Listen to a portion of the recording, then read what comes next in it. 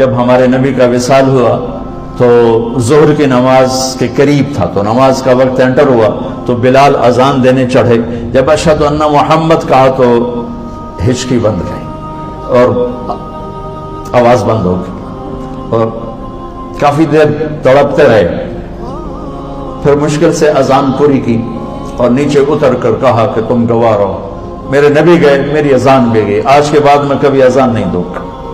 اور آپ کے انتقال کے بعد ابو بکر سے اجازت لے کر جہاد میں چلے گئے. 6 مہینے تک مدینے لوٹے نہیں تو میرے نبی خواب میں آئے. بلال یہ کیا بے وفائی، ہمارے پاس آنا ہی چھوڑ دیا. میرے نبی کے تو لاکھوں صحابہ جہاد میں نکلے ہوئے تھے، لاکھوں نکلے ہوئے تھے اور اسلام کا جھنڈا لہرا رہے تھے اور سب پر اللہ راضی ہے. تمام صحابہ جنتی ہیں. کلن وعد اللہ الحسنى، میرے رب کا فرمان ہے کہ میرے حبیب تیرے تمام صحابہ کے لیے میرا وعدہ ہے، سب جنت میں جائیں گے. یہ غلام کو خواب آ رہا ہے، بلال یہ کیا بے وفائی ہے، آنا ہی چھوڑ دی.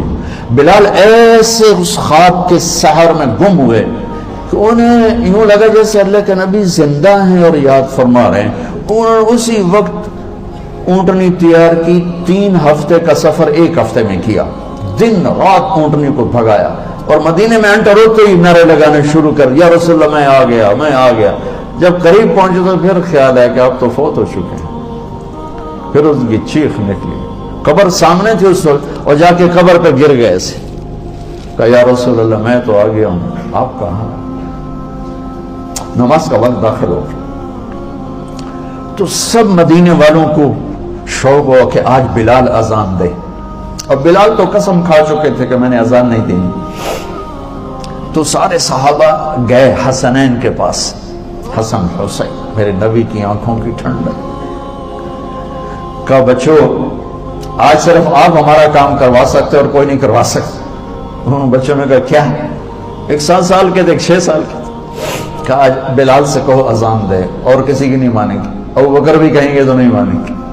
تو یہ دونوں بچے آئے، حسن 7 سال کے تھے، حسین 6 سال کے تھے.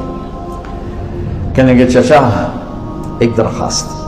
تو ان کو ایسے گلے لگایا کرو، تم تو میری آنکھوں کی، تو میرے نبی کی آنکھوں کی ٹھنڈک ہو. کیا؟ درخواست نہ کہو، حکم کرو. کہا آج اذان تو دیتے.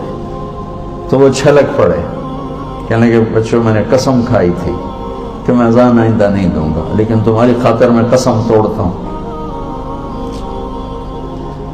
جب وہ اس دیوار پہ چڑھنے لگے جہاں چڑھ کے اذان دیتے تھے تو اسی وقت ہی لوگوں کی سانسیں بند ہو گئی، سانس روک گئی، لمحات تھم گئے جیسے سورج کو بھی کہیں قرار آ گیا ہو.